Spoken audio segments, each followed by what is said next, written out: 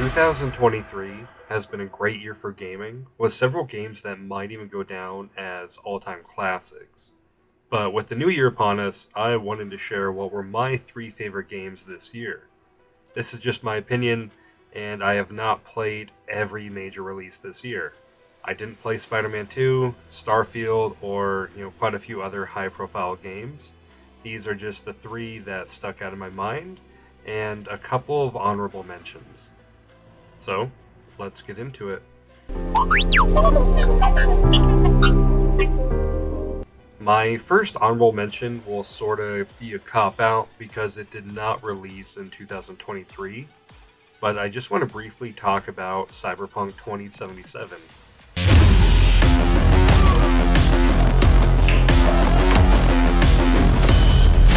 I got this on Steam and I've been playing on the Steam Deck, and I've just been having so much fun with it. Obviously, it had a very controversial and buggy launch, but playing the game now is just fantastic.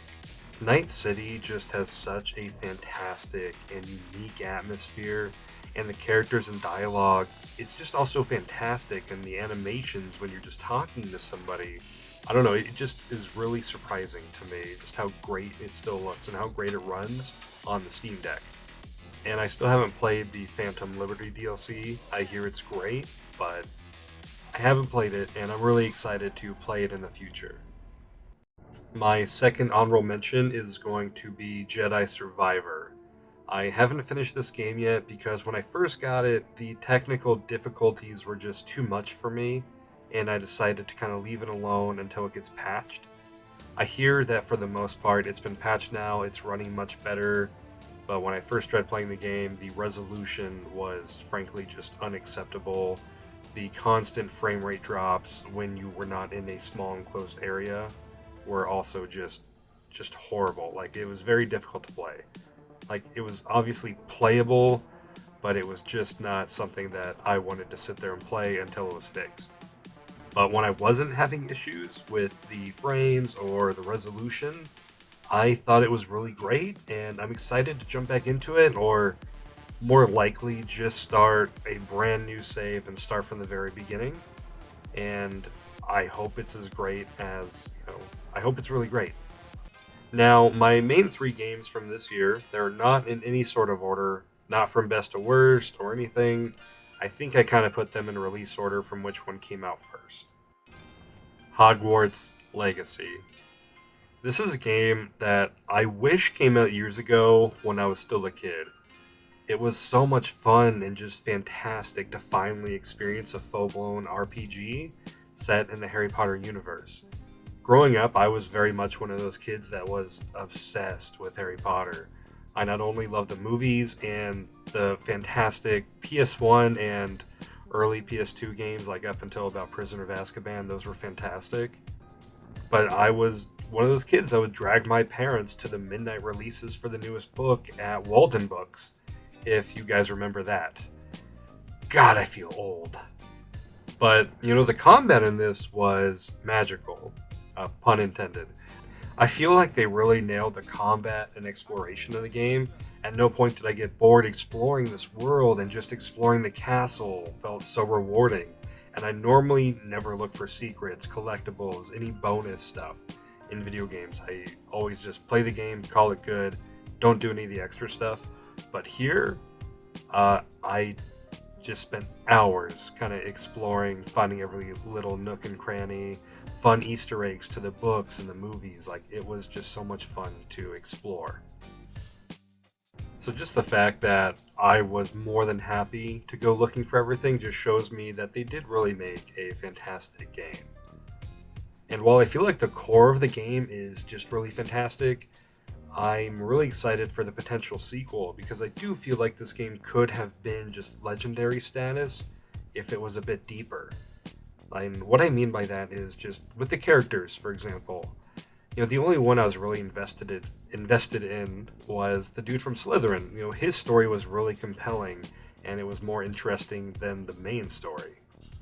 But this being kind of a game based on Hogwarts, I would really love a more life simulation, more classes, where we maybe even go and take like our OWLs.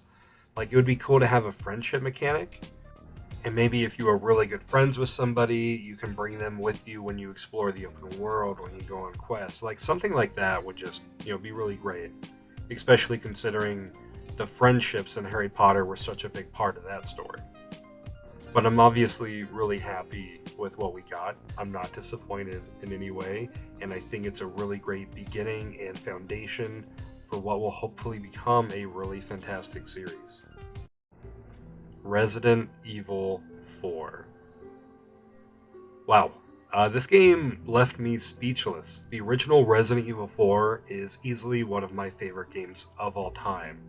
And if someone were to ask me, what's your favorite Resident Evil 4, the original or remake, the fact that I would even have to think about it, and that I truly do not know which version of Resident Evil 4 that I love more, just shows how absolutely amazing this remake is and how much Capcom just knocked it out of the park.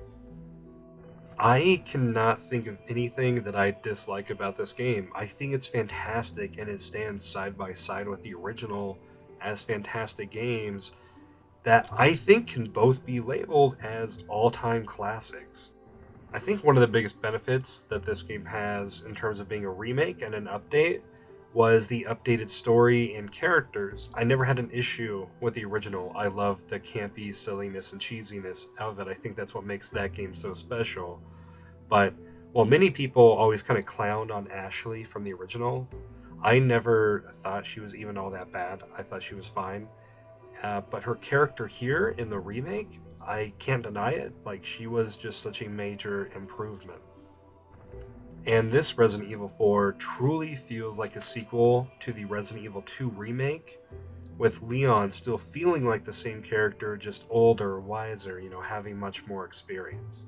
Plus, the gameplay, 10 out of 10. This is definitely the new standard for modern Resident Evil. Plus, with a more kind of open world nature of the game, obviously it's not a full blown open world, but backtracking was just so much more fun than in previous games.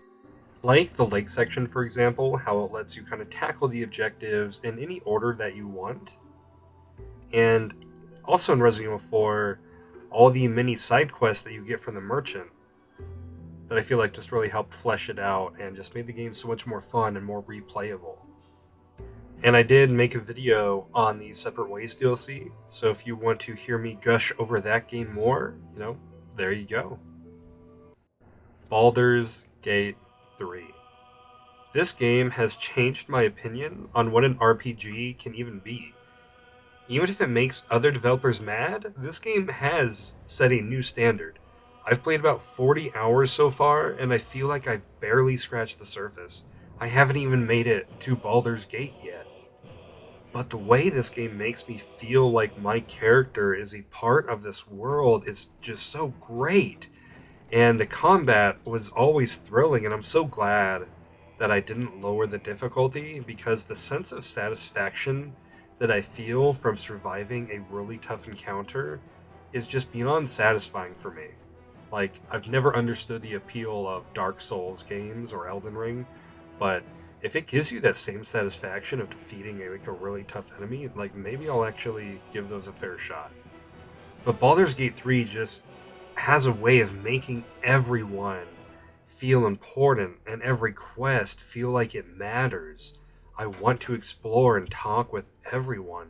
This game actually helped me understand how to play real D&D, and I love that the dice rolls actually show up in the game, and I love that they just included that when I feel like most games wouldn't include the dice rolls. I just think it's so much fun anytime you're doing a skill check to actually see your dice roll on the screen. And this is also an RPG that I can see myself replaying and doing everything completely different, and it would feel different. Unlike other games that I feel like just give us the illusion of choice, but at the end of the day, whether you pick A, B, or C, you're always going to end at the same point. But those are my favorite games from 2023. What were your favorite games from this last year? Let me know down below, and I hope you have a great New Year's.